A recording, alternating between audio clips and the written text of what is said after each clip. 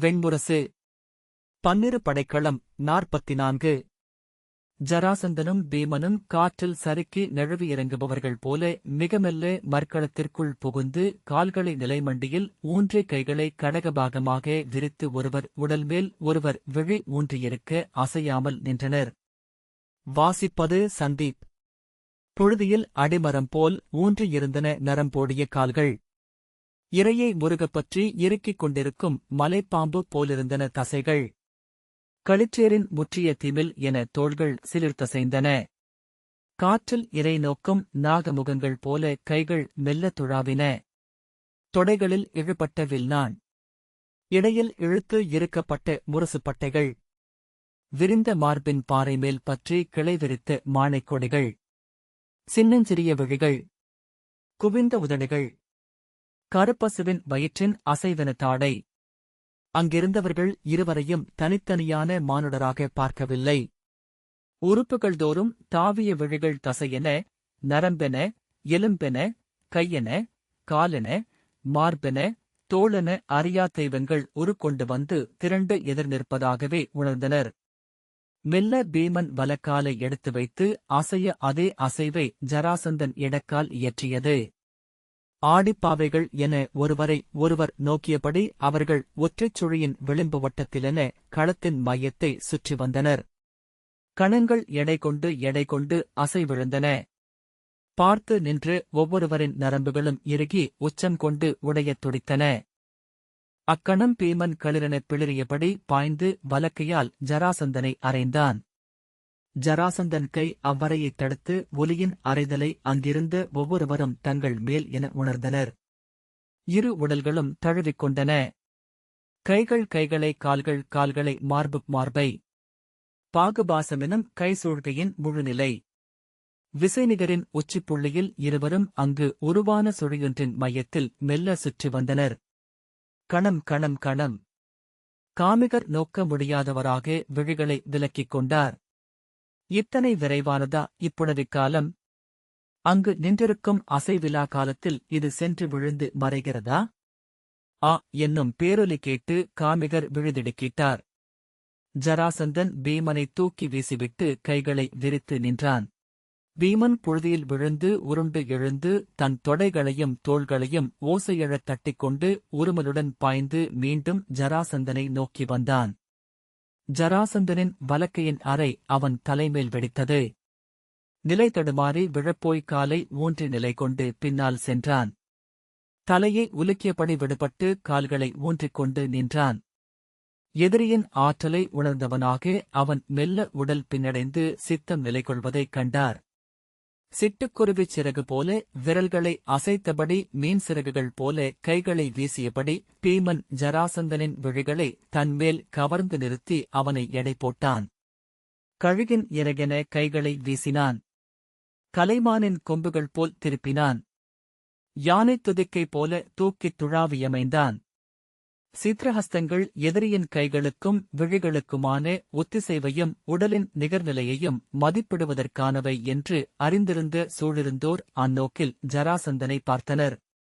அவன் இடமும் வலமும் இரு வேறு மானுடர் என்பதை கதைகளினூடாக அவர்கள் அறிந்திருந்தனர். ஆனால் எவ்வேறுபாட்டையும் அவர்கள் காணவில்லை. அதே நேரம் ஏதோ வேறுபாடொன்றைக் கண்டதாக உள்ளாழம் உணர்ந்தும் கொண்டது.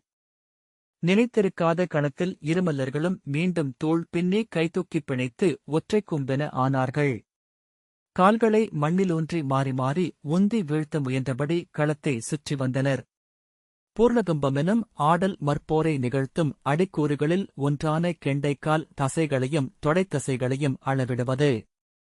இருவரும் முற்றிலும் நிகர்நிலையில் நின்று சுற்றி உச்சம் கொண்ட கணத்தில் பீமனை ஜராசந்தன் தூக்கி தலைக்குமேல் உருட்டி முதுகு பட நிலத்திலறைந்தான். ஓங்கி மிதித்து அவன் காலில் இருந்து புரண்டு தப்பி கையூன்றி எழுந்து வெட்டுக்கிளி என தாவி அப்பால் விலகி நின்று பீமன் மூச்செடைத்தான். பிருஷ்டபங்கம் அடைந்த மல்லன் பாதி தோற்றுவிட்டவன் என்பதனால் மகதத்தின் வீரர்கள் கைதூக்கி கூச்சலிட்டனர். சிலர் வேல்களை தூக்கி வீசிப்பிடித்தனர். ஆனால் சூழிருந்த மக்கள் குரல் எழுப்பவில்லை. அவர்கள் பீமனில் விழிநட்டு வியர்த்து துளித்த புருவங்களை வழித்தபடி ஒளிக்கு கண் சுருக்கி நின்றனர். அர்ஜுனன் நிலையெழுவதை காமிகர் கண்டார். அவன் முகம் திருப்பாமல் கிருஷ்ணனை நோக்க அவர் இயல்பாக மார்பில் கைகளைக் கட்டியபடி இசை கேட்டு அமர்ந்திருக்கும் முகத்துடன் அமர்ந்திருந்தார். பீமன் மிகுந்த எச்சரிக்கை கொண்டு விட்டான் என்று தெரிந்தது. ஜராசந்தன் புன்னகையுடன் கைகளை நண்டு போல அசைத்தபடி சுற்றி வந்தான். பீமன் அவனிடமிருந்து விழிகளை விலக்காமல் அகன்றே சுற்றினான். மீண்டும் இருவரும் கைகளை கோத்துக் கொண்டனர். கைகள் முற்றிலும் பின்னி இறுகி புல்முடைந்த கயிறு போல ஆயின. திறனுபீடம். நிகர்வல்லமை அற்றவர்களின் கைகளை உடைக்கும் என்றார் அருகே நின்ற சக்ரஹஸ்தர். காமிகர் திரும்பி நோக்கிவிட்டு பெருமூச்சுடன் அவர்கள் சுற்றி வருவதை நோக்கினார். சட்டென்று பீமன் முழுவிரைவுடன் ஜராசந்தனை உந்தி பின்னுக்குத் தள்ளி மலர்ந்து விழச் செய்தான். ஜராசந்தன் மேல் பின்னிய கைகளுடன் அவனும் விழுந்தான். இருவரும் கால்கள் புழுதியளைய உருண்டு சுடுமண் சிற்பங்கள் போலாயினர். பிணை நாகங்கள் என நெளிந்து புரண்டு ஒருவர் உடலை ஒருவர் முற்றிலும் கவ்வி அசைவிழந்தனர். கூட்டம் காத்திருந்தது. அவர்களிடம் அசைவே எழவில்லை. காமிகர் ஒவ்வொரு நெஞ்சத் துடிப்பையும் தனித்தனியாக கேட்டபடி காத்திருந்தார். உடலெங்கும் ஓடிய குருதிக் குழாய் துடிப்புகளை வெவ்வேறென கேட்டார். தொண்டையிலிருந்து பரவி உடலை எரித்தது விடாய். பூர்ணமூர்ச்சை என்றார் சக்ரஹஸ்தர். பல மல்லர்கள் மூச்செழுந்திருக்கிறார்கள். ஒருமுறை இருவரும் சேர்ந்து மூச்செழுந்ததும் உண்டு.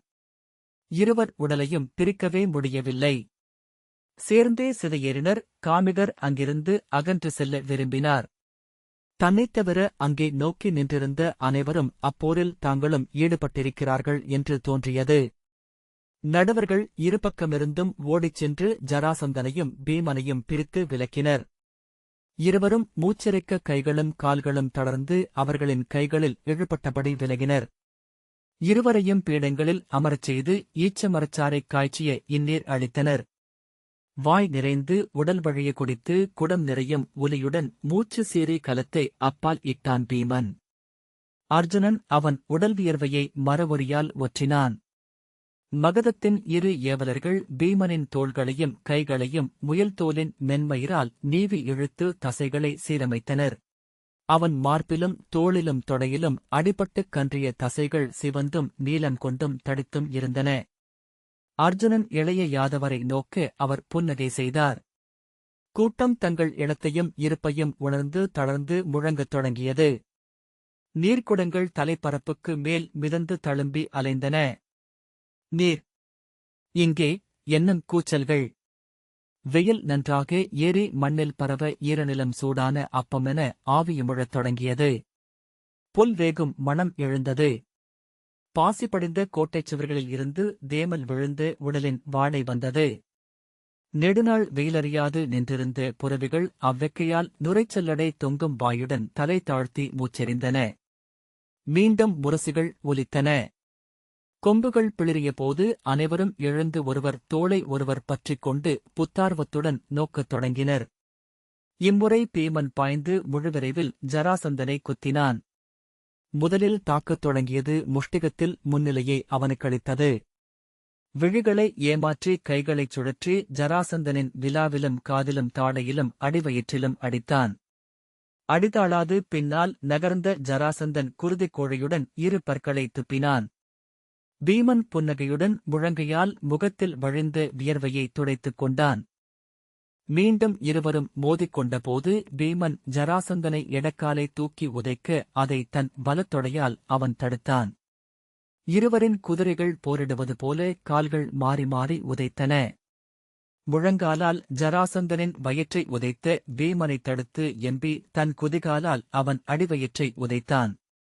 இரண்டாக மடிந்து முன்னால் விழுந்த பீமன் வயிற்றை அழுத்தியபடி புழுதியில் புரண்டான். ஜராசந்தன் அவனை மேலுமொரு முறை ஓங்கி அடிவயிற்றில் மிதிக்க அக்காலைப் பற்றிச் சுழற்றி அவனை மண்ணில் வீழ்த்தி அவன் கைகளைப் பற்றிக் கொண்டான் பீமன். ஜராசந்தன் திமிர பீமன் அவனைப் பற்றியபடி மண்ணில் எடையுடன் இழப்பட்டான். நடுவர்கள் வந்து ஜராசந்தனை இழுத்து விலக்கினர். பீமன் தரையில் மயங்கிக் கிடந்தான். அர்ஜுனன் எழுந்து வந்து பீமனின் தலையை அசைத்தான். இரு ஏவலர் பீமனை தூக்கி இழுத்துக் கொண்டு சென்று பீடத்தில் அமர்த்தி முகத்தில் நீரெள்ளி அறைந்தனர். அவன் விழித்துக்கொண்டு தலையை உதறினான். அருகே அமர்ந்திருந்த இளைய யாதவர் ஈரலில் அடிபட்டு வரும் மயக்கம். அதை பூர்ணயோகம் என்கின்றனர் என்றார். அது ஒரு சிறிய துயில். அதன் கனவுகள் மிக உதவியானவை. பீமன், நான் கனவு காணவில்லை என்றான். என்ன கண்டீர்கள், இளைய பாண்டவரே என்றார் இளைய யாதவர். நான் என்னுடன் இருவர் போரிடுவதைக் கண்டேன் என்றான் பீமன். ஆனால் அது கனவல்ல. நான் என் விழிகளால் கண்டேன். அவர்களில் ஒருவன் போரிடுகையில் இன்னொருவன் என்னை கூர்ந்து நோக்கி பயின்றான். ஒருவன் சினந்து அடிக்கையில் இன்னொருவன் புன்னகை செய்தான். இளைய யாதவர், ஆம், நான் கேட்டது அதையே என்றார். அவர்கள் எப்படி ஒன்றாக இருந்தனர்? அவர்கள் கைகோத்து தோள்தழுவியிருந்தனர் என்றான் பீமன். அந்த இணைவிடமே அவர்களின் வழுமுனை. அங்கே அடியுங்கள் பீமன், ஆனால் என்றான். அதை இங்கிருக்கையில் காண முடியாது. அவன் முன் மல்லாடுகையில் காண்பீர்கள். பாண்டவரே, போரில் அச்சம் நன்று. அது சிறந்த வழிகாட்டியும் துணையுமாகும் என்றார். பீமன் பெருமூச்சுடன் ஆம் என்றான். மீண்டும் நீர் வாங்கி குடித்தான். அவனிடமிருக்கும் நிலையழியாமை அச்சுறுத்துகிறது யாதவரே என்றான் அர்ஜுனன். ஆம், அவன் முற்றிலும் நிகர்நிலை கொண்டிருக்கிறான் என்றார் இளைய யாதவர். ஆனால் அது அவன் பயின்று அடைந்தது. பயின்றவை அனைத்தும் விலகிச் செல்லும் தருணங்களுண்டு மானுடர்களுக்கு. பீமனை நோக்கித் திரும்பி, சினமும் காமமும் அச்சமும் கொள்கையில் மானுடர் விலங்குகளாகிறார்கள் என்றார். பீமனின் விழிகள் அவர் விழிகளை ஒரு கணம் தொட்டு மீண்டன. மீண்டும் இருவரும் எதிரெதிர் நின்றபோது கூடி நின்றவர்கள் மெல்லிய சலிப்பு கொண்டிருந்தனர். பலர் அவர்களை நோக்கியபடி தங்களுக்குள் மெல்லிய குரலில் பேசிக் கொண்டிருக்க, படைவீரர்கள் ஈட்டிகளை ஊன்றி அதன் மேல் உடல் எடையை சேர்த்து கால் தளர்த்தி நின்றனர். சக்ரஹஸ்தர் இருவரும் நிகர்நிலை கொண்டவர்கள். எளிதில் களைப்பும் அணையாதவர்கள். இப்போர் இன்று முழுக்க நீளுமென நினைக்கிறேன் என்றார். காமிகர் மேலே எழுந்து முகில் விலகிய வழியில் முழுமையாக நின்றிருந்த சூரியனை நோக்கிய பின் மேலாடையால் வியர்வையை துடைத்தார். பலர் தங்கள் மேலாடையை தலைக்குமேல் குடை போல விரித்துப் பிடித்திருந்தனர். கூட்டத்திற்குள்ளேயே பலர் குந்தி அமர்ந்துவிட்டிருந்தனர். சிலர் மேலும் நீர் கோரி கைகளை வீசினர். நீர்க்குடங்கள் கைகளுக்கு மேல் அலையமைந்து எழுந்து கடந்து சென்றன. பொறுமையிழந்த புரவி ஒன்று எள்ளல் நகைப்பு போல கனைத்தது. பீமனும் ஜராசந்தனும் ஒருவரை ஒருவர் நோக்கியபடி சுற்றி வந்தனர். பாய்ந்து கைகளால் அரைந்து பின்னிக் கொண்டனர். துதிக்கை பின்னிய வேழங்கள் மத்தகங்களால் உந்திக் கொண்டன. பின்பு உருவி விலகி வரையாடுகள் என மண்டை தெறிக்க முட்டினர். கழுத்தால் அரைந்து கொள்ளும் புரவிகள், உதைத்து சுழலும் கழுதைகள், தலைகளில் கைகளைச் சுருட்டி அறையும் குரங்குகள், முகத்தால் முட்டி உந்திச் சென்றன பன்றிகள், கைநகங்களால் கிழித்தன கரடிகள். அங்கிருந்த இரு மானுடரும் அகன்றனர். ஊருமல்கள், முழக்கங்கள், பிளிரல்கள், செருமல்கள், அறைதல்கள், எங்கு எவர் என்ன செய்கிறார்கள் என்றறியாமல் கைகளும் கால்களுமான ஒற்றைத் தசையிருப்பு அங்கு நின்று தன்னுள்தான் ததும்பியது. போரின் நெறிகளனைத்தும் சிதறின. இருமுறை நடுவர்கள் அவர்களை நெருங்கி விலக்க முயல பீமன் ஒரு நடுவரை காலால் உதைத்து தெறிக்கச் செய்தான். மீண்டும் அணுகிய இன்னொரு நடுவரை ஜராசந்தன் ஓங்கி அரைந்து வீழ்த்தி அவர் மேல் மிதித்து பிளிறியபடி பாய்ந்தான். பீமன் ஜராசந்தனின் தலைமயிரைப் பற்றிச் சுழற்றி இழுக்க அவன் இடையை ஓங்கி அறைந்தான் ஜராசந்தன். வலியலறலுடன் பீமன் சுருள அவனை அள்ளி தோளிலேற்றி காவடியென சுழற்றினான் ஜராசந்தன். அவனை நிலத்தில் அறையும் பொருட்டு அவன் தூக்கிச் சுழற்ற தன்னைச் சூழ்ந்து பறந்து ஒற்றை வரம்பென உருகி இணைந்து ஓடிய உடல்களாலான வண்ணத்தீற்றலில் பீமன் இளைய யாதவரின் முகத்தைக் கண்டான். அவ்விரைவிலும் அவர் விழிகளை சந்தித்துச் சென்றான். மீண்டும் வருகையில் அவர் தன் கையிலிருந்த தர்பையை இரண்டாகக் கிழிப்பதைக் கண்டான். தன்னை தலைக்குமேல் தூக்கி வெறியுடன் ஆர்ப்பரித்தபடி சுற்றி நிலத்திலறையப் போன ஜராசந்தனின் புறங்கழுத்தில் ஓங்கி அறைந்தான் பீமன். அனல்பட்டது போல துடித்து கால் தடுமாறி ஜராசந்தன் பேரொசையுடன் விழுந்தான். அவன் மேல் விழுந்த பீமன் அவனைப் புரட்டி மீண்டும் அதே இடத்தில் ஓங்கி அறைந்தான். அங்கிருந்த பல்லாயிரம் பேரும் அவ்வோசையை தங்கள் மேல் விழுந்ததெனக் கேட்டு பல்கூசி கண்ணீரம் கொண்டனர். ஜராசந்தனின் கைகளும் கால்களும் இருவேறு திசைகளில் ஒன்றுடனொன்று இசைவிலாது துடித்துத் தவித்தன. அவன் விழிகளும் இருதிசைகள் நோக்கி உருண்டன. வெட்டுண்ட பலிவிலங்கின் உடல் போல பூழியில் கிடந்து அவன் இழுபட்டு விதிர்த்து வலிப்பு கொண்டான். பீமன் தள்ளாடியபடி எழுந்தான். கண்களில் விழிதிரண்டு நோக்குமறைய காதுகளில் முழக்கம் எழ அவன் நிலையெழுந்து பின்னடி எடுத்து வைத்து சரிந்து பூழியில் பின்னடை அரைப்பட விழுந்தான். கூட்டம் ஹோ என ஓசையிட்டது. கையை பூழியில் ஊன்றி உந்தி எழுந்து மீண்டும் விழுந்தான். பின் இருகைகளையும் ஊன்றி எழுந்து கால்களை விரித்து கை நீட்டி நின்றான். சிதறியலைந்த தன் கை கால்களை திரட்டியபடி ஜராசந்தன் எழுவதை காமிகர் கண்டார். அவன் பூழியில் கிடந்து தவித்தபோது முகம் நோக்க அறியாத கைக்குழந்தை போல் தோன்றியதை நினைவு கூர்ந்தார். குழந்தைகள் அனைத்துமே வலமும் இடமும் இசையாத ஊந்திரல்களாகத்தான் பிறக்கின்றன என்று எண்ணினார். அவை நான் என உணர்ந்து அகமென்று ஆகி திரட்டிக் கொண்ட ஒன்றால் தொடுக்கப்பட்டவை கைகளும் கால்களும் விழிகளும் செவிகளும். ஜராசந்தன் திரண்டு எழுந்து பெருஞ்சினத்துடன் அலறிப் பாய்ந்து பீமனை ஓங்கி அறைந்தான். அவன் தோற்கத் தொடங்கிவிட்டான் என்பதை காமிகர் கண்டார். அவன் இடத்தோள் துடித்து மேலெழ வலப்பக்கம் வலுவிழந்து இடப்பக்கத்தால் இழுத்துச் செல்லப்பட்டது. பீமன் அவன் அறையை விலக்கி உடல் சுழற்றிப் பாய்ந்தான். அவன் அறைந்ததை தன் இடக்கையால் பற்றிய ஜராசந்தன் அவனை தூக்கி வீசினான். பீமன் விழுந்து புரள்வதற்குள் ஜராசந்தன் அவன் உடல் மேல் பாய்ந்தான். ஆனால் உடல் நிகர் அழுந்தமையால் இலக்கு விலக பீமன் அருகே மண்ணில் விழுந்தான். பூழி பறக்க புரண்டவன் மேல் ஏறி அவனை ஓங்கி அறைந்தான் பீமன். ஜராசந்தன் வலியுடன் அமரினான். அவன் தலைமயிரைப் பற்றி பிடரியில் மீண்டும் ஓங்கி அறைந்தான். இடக்கையை மண்ணில் அறைந்து உடலை உந்திப் புரண்டு அப்பால் சென்று விழுந்த ஜராசந்தன் மீண்டும் கை கால்களின் இசை வழிந்து நெளிந்து துடித்தான். பீமன் கைகளை விரித்து இறந்தவன் போல பூழியில் கிடந்தான். நடுவர்கள் இருவரையும் நோக்கியபடி செயலற்று நின்றனர். ஜராசந்தனின் ஒருவல் கழுத்தறுபட்ட புரவியின் எஞ்சும் மூச்சிலிருந்து எழும் பாழ்கனைப்பு போன்றிருந்தது. பீமன் அவ்வொலி கேட்டு உடலதிர்வதைக் காண முடிந்தது. அவன் கால்களை மடித்து உடலைப் புரட்டி எழுந்து அமர்ந்தான். இளைய யாதவர் கைகளால் கொல் கொல் அவனை என்று செய்கை காட்டி ஊக்கினார். அதை புரிந்து கொள்ளாதவன் போல பீமன் நோக்கி அமர்ந்திருந்தான். ஜராசந்தன் தலையறுபட்ட விலங்கின் அசைவுகளுடன் இடக்கையை ஊன்றி இழுத்து களத்தின் எல்லை நோக்கிச் சென்றான். இடக்கையால் செயலற்றிருந்த வலக்கையைத் தூக்கி அதன் எடை தாழாமல் விட்டான். இடக்காலை ஊன்றி எழுந்து இடக்கையை முழங்காலில் தாங்கி நின்றான். அடி அவனை என்று இளைய யாதவர் கையசைத்தார். அதற்குள் ஜராசந்தன் முழுவிரைவுடன் பாய்ந்து பீமன் மேல் முட்டி அவனை களத்திற்கு அப்பால் தெறிக்கச் செய்தான். அவன் சினம் கொண்ட களிரென ஓசையிட்டு காலால் மண்ணை உந்தி பொழுது கிளப்பி மீண்டும் பாய்வதற்குள் பகடைக்காய் என பீமன் உருண்டு அப்பால் நகர்ந்து கையூன்றி எழுந்தான். விலா எலும்பு உடைந்து இடப்பக்கம் தளர நிற்க முடியாமல் உடல் குழைந்தான். அவன் வாயிலிருந்தும் மூக்கிலிருந்தும் குருதி வழிந்து மூச்சில் தெரித்தது. புறங்கையால் அவன் மூக்கைத் துடைத்தபோது விரல்களில் பரவி அவன் கையை உதறியபோது புழுதியில் உதிர்ந்தது.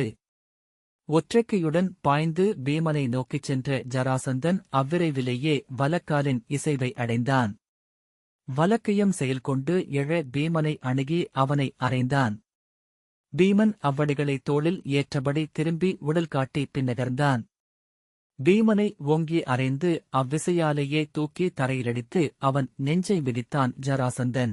பீமன் அக்காலை பிடித்துக் கொள்ள அவன் மேல் அழுந்திய காலின் எடையால் நெஞ்செலும்புகள் தெரித்தன. மூச்சில் சிதறிய குருதி ஜராசந்தனின் கால்களில் பட்டு வழிந்தது. ஜராசந்தன் வெறிகொண்டு அலறினான். தெய்வமெழுந்த அரக்கர்குலத்து போசகன் போல கழுத்து நரம்புகள் புடைக்க உடல் அதிர கூச்சலிட்டான். பீமன் அக்காலை பற்றிபயடி தன் இறுதியாற்றலை திரட்டிச் சுழற்ற ஜராசந்தன் கீழே விழுந்தான். பாய்ந்து அவன் மேலேறி அவன் பிடரியில் மீண்டும் ஓங்கி அறைந்தான் பீமன்.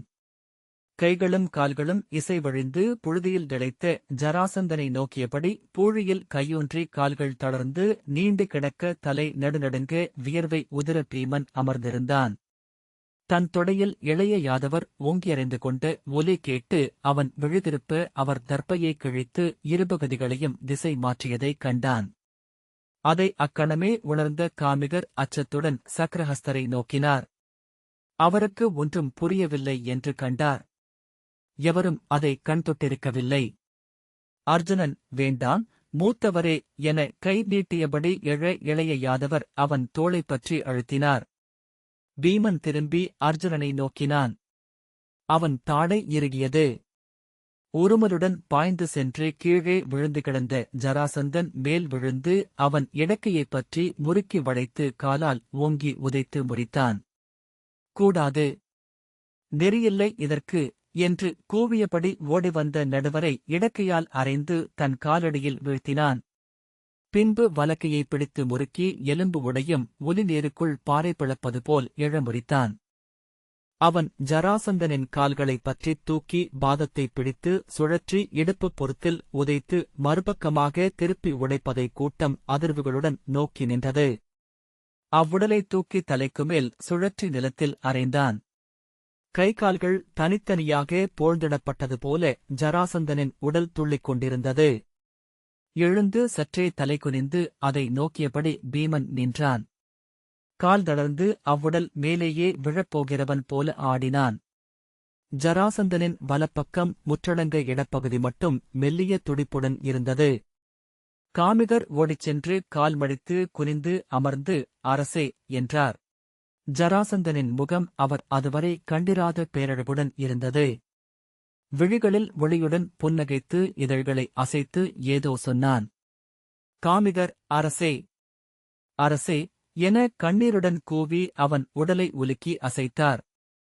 நிலமதுர அணுகி அவர் தோளை கையால் உந்தி அப்பால் விலக்கிய பீமன் ஜராசந்தனின் நெஞ்சுக்குழியில் ஓங்கி மிதித்தான். நீருக்குள் பாறைமேல் பாறை விழுவது போல் அவன் உள்ளுடையும் ஓசை கேட்டது. கொப்புளங்களாக குருதி வெடித்து மூக்கிலும் வாயிலுமாக பீரிட்டுத் தெரித்தது. உடன் எழுந்து சிதறியது, அன்னையே, என்னும் சொல். காமிகர், அரசே, அரசே என்று வீறிட்டபடி தன் தலையை கைகளால் அறைந்து கொண்டு அலறி மயங்கிச் சரிந்தார். பீமன் குனிந்து ஜராசந்தனின் உடலை தூக்கி தலைக்குமேல் எழுப்பி நாற்புறமும் சுற்றிக் காட்டினான். ஜராசந்தனின் கால்விரல்கள் அப்போதும் எஞ்சிய உயிருடன் நாகவால் என நெளிந்து கொண்டிருந்தன. விரல்கள் ஏதோ செய்கையால் சொல்லின. சடலத்தைத் தூக்கி பூழிமேல் அறைந்து வீழ்த்திய பின் பீமன் எவரையும் நோக்காமல் திரும்பி களம்பிட்டு விலகிச் சென்றான். பூர்வகசிக குலத்து அந்தணர்கள் தங்கள் கைகளைத் தூக்கி பீமனை வாழ்த்தி வேதமொழி எழுப்பினர். அவர்களில் இளையோர் சிலர் உவகையுடன் அழியாச்சொல், ஆக்காச்சொல், ஆழத்துச் சொல் என்றும் வாழ்க என்று கூவினர். மகத மக்கள் காற்றில்லாத காட்டின் மரங்களென இமைகளும் அசையாமல் சூழ்ந்து நின்றிருந்தனர். ஜராசந்தனின் மைந்தர் மூவரும் உடலிலோ விழியிலோ எவ்வசைவும் காட்டாமல் நின்றிருக்க நாகர் படைத்தலைவர்கள் தங்கள் வாள்களை உருவியபடி அவர்களருகே சென்றனர். சோமன் இதழசையாது சொல்லிய ஒற்றைச் சொல்லால் கட்டுண்டு தோள்பதைக்க நின்றனர். கூட்டத்தை திரும்பி நோக்கியபடி எழுந்த இளைய யாதவர், செல்வோம், பார்த்தா, நம் பணி முடிந்தது என்றார். அர்ஜுனன் கண்ணீருடன் உதட்டை அழுத்தியபடி அமர்ந்திருந்தான். அவன் தோளைத் தொட்டு, வருக என்றார் இளைய யாதவர். எந்த வீரனின் இறப்பும் துயருக்குரியதே. ஆனால் இருப்போர் இறப்போர் எவர் பொருட்டும் துயருறாதவனே வீரன் எனப்படுகிறான். மெய்மை வீரர்களுக்கு மட்டுமே கைப்படுவது. அர்ஜுனன் எழுந்து இளைய யாதவரிடம் ஒரு சொல்லும் சொல்லாமல் நடந்து தேரை நோக்கிச் சென்றான். கூடி நின்று மகத மக்களை இளைய யாதவர் நோக்கினார். அவர்கள் அங்கிலாதவர் போலிருந்தனர். சோமனும் இளையோரும் வந்து ஜராசந்தனை அணுகி குனிந்து அவனைத் தூக்கியபோது அவர்களும் காற்றுப்பட்ட காட்டின் மழைத்துளிகள் போல கலைந்து உதிர்ந்து பேரொலி எழுப்பியபடி பெருகியோடி ஜராசந்தனை சூழ்ந்து கொண்டனர். வானில் ஒளியுடன் நின்றிருந்த முகில்மலை மெல்ல அணையத் தொடங்கியது. விழியிருண்டது போல எங்கும் இருள் பரவியது. கோட்டைச் சுவர்கள் கருமை கொண்டு குளிர்ந்தன. இலைகள் பளபளத்து காற்றிலாடின. வண்ணங்கள் ஆழ்ந்தன. மென்காற்று காது மடல்களை குளிரச் செய்தது. பிடரி சிலிர்த்தது. மக்கள் ஜராசந்தனைச் சூழ்ந்து செறிந்து அடர்ந்தனர். ஒருவரோடொருவர் முட்டி மோதி எம்பித்தாவினர். எவரோ எங்கோ விம்மியழத் தொடங்க சற்று நேரத்தில் அப்பெருங்கூட்டமே கதறி அழுதது. எந்தையே, மகதத்தின் தலைவனே, நாகர்களுக்கு முதல்வனே என்றது சூதர் ஒருவரின் பெருங்குரல். நிகரற்றவனே, அன்னே சொல் நின்றமையால் நீ மானுடன், அஞ்சாமையால் நீ வீரன், அழியால் நீ அரசன், அறிவால் நீ முனிவன், தன்வழியைதான் வகுத்தமையால் நீ இறைவன், நெஞ்ச விம்மலென அவரது கைத்தாளம் முழங்கியது. அவர்கள் களம் நீங்கும்போது பல முனைகளில் சூதர் பாடல்கள் ஒலித்துக் கொண்டிருப்பதைக் கேட்டனர். வென்றவர் எவர்? இப்புவியில் நின்றவர்தான் எவர்? பிழையென்றும் நேரென்றும் வகுத்தவர் எவர்? நன்றென்றும் தீதென்றும் முற்றறிந்தவர்தான் எவர்? முடிசூடி அமர்ந்து உன் முழுதணைக் கோலம் காட்டியது உன்னை, உன் விழியணிந்த ஒளி காட்டியது உன்னை. எந்தையே, எம் குலத்தோர் சொற்களில் வாழ்க நீ. இறைவனே, என் மகளிர் கருவில் மீண்டும் எழுக நீ. அரண்மனை முகப்பில் சகதேவன் அமைச்சர்களான சித்திரதரும் கௌசிகரும் துணையமைக்க அவர்களைக் காத்து நின்றிருந்தான். தேர் அணைந்து பீமன் அவன் அருகே சென்றதும் நிமிர்ந்த தலையுடன் நின்றான்.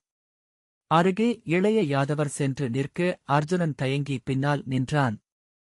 சகதேவன் அணுகி வந்து கைகூப்பி, இளைய பாண்டவரே, நீங்கள் வெற்றி கொண்டு வரும்போது மகதத்தின் அரசத்தேரை உங்களுக்கு அளிக்க வேண்டுமென எந்தை ஆணையிட்டிருந்தார். சைத்ரம் என்னும் பெயருள்ள அந்த பொற்தேர் இந்திரனுக்குரியதென்றும் எங்கள் மூதாதையான பிருகக்ஷத்திரரால் வெல்லப்பட்டதென்றும் சூதர்கள் பாடுகிறார்கள். அதை ஏற்று அருள்க என்றான். அருகே நின்றிருந்த ஏவலன் கெண்டியில் நீரை ஊற்ற சகதேவன் அதை அழிக்கும் பொருட்டு வாழைக்கும்பென கைகுவித்து நீட்டினான். பீமன் அவன் நீட்டிய கைக்கு கீழே தன் கையை வைத்து நீரூற்றி அளிக்கப்பட்ட தேரை பெற்றுக் கொண்டான். சகதேவன், பாண்டவரே, முறைப்படி இந்நகர முடியும் தங்களுக்குரியவை. நான் எந்தைக்குரிய இருசடங்குகளை செய்ய வேண்டும்.